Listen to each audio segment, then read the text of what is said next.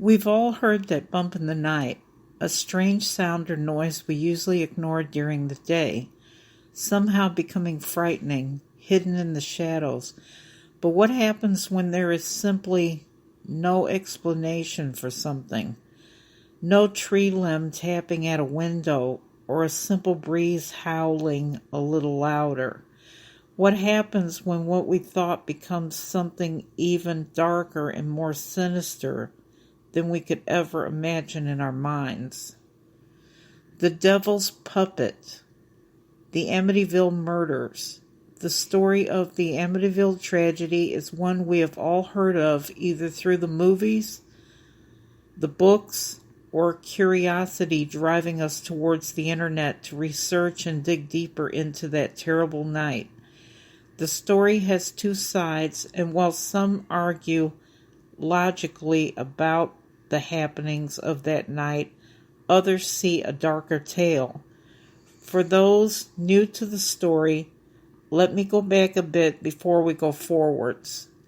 Ronald Joseph DeFeo Jr., known as Butch to some, was born September 26, 1951, in Brooklyn, New York. Many said Ronald was a troubled man, preferring to spend his father's money rather than make his own. He worked at his father's business, came in when he felt like it, and often had violent outbursts far beyond a spoiled child's typical temper tantrum. His parents tried everything, a new car, a large allowance, and yet their son never seemed to stop his behavior. However, simple rage-fueled outbursts became something more. At 3 a.m. on November 13, 1974, Ronald would end the lives of his parents and siblings. A short time later, burst into a bar and screaming for help, telling everyone his family had been murdered. Ronald and a small group of people headed back for 112 Ocean Drive and saw the grisly scene before them. A friend of his called the police inside the home. The bodies of both his parents and 4 siblings were found still in their beds, covered in blood.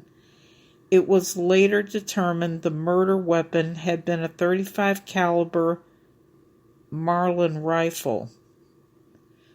When questioned, Ronald initially lied and told authorities a hitman had killed his family, but on the following day he finally confessed to the killings himself, telling police where he had discarded evidence such as bloody clothing and the rifle, going further into detail and telling them he had showered and cleaned himself before tossing evidence, even going as far as to ask them how he could collect on his father's life insurance policy, which gave authorities reasons to suspect money as the motive for the brutal murders. The story took a strange turn, however, when it was later determined both the older daughter and the mother had both been awake at the time of the murders, and although Ronald claimed he had drugged his family, no evidence was shown to prove his claim was truth. No silencers had been used on the rifles,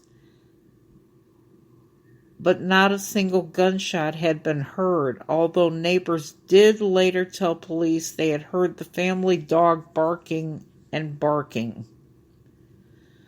With his confession and evidence on November 21st, 1975, Ronald DeFeo was found guilty on 6 counts of second-degree murder.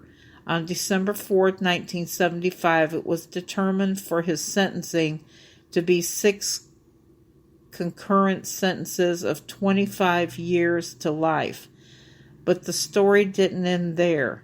In the following years after the murders, 112 Ocean Drive was purchased by another family, the large, beautiful home becoming once again filled with a family, and its brutal story hopefully not doomed to repeat.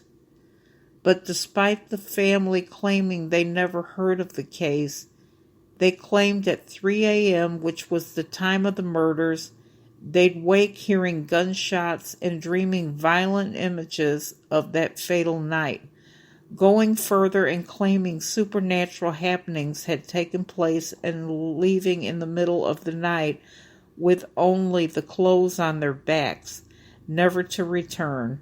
While some claimed it was a wild story sold to an author to give the new family their 15 minutes of fame, others believed them, saying that the house was haunted and that it had been before the murders and the supernatural influences that had driven Ronald to murder in murdering his family.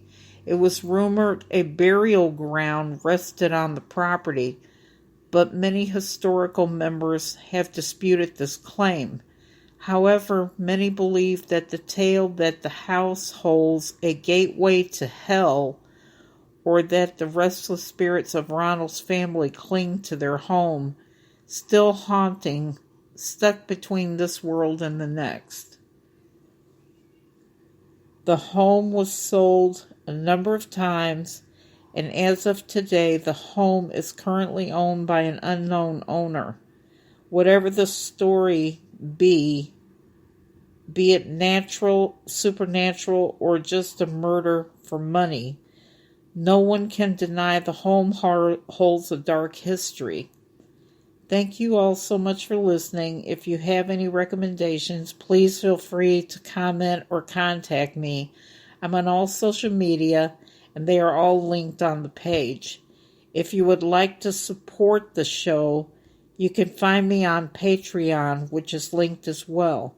Please feel free to leave a like and a rate and review if you enjoyed the show. I'd love to hear from you guys as well as your thoughts on this case. Please be respectful to all parties involved, and until next time, take care.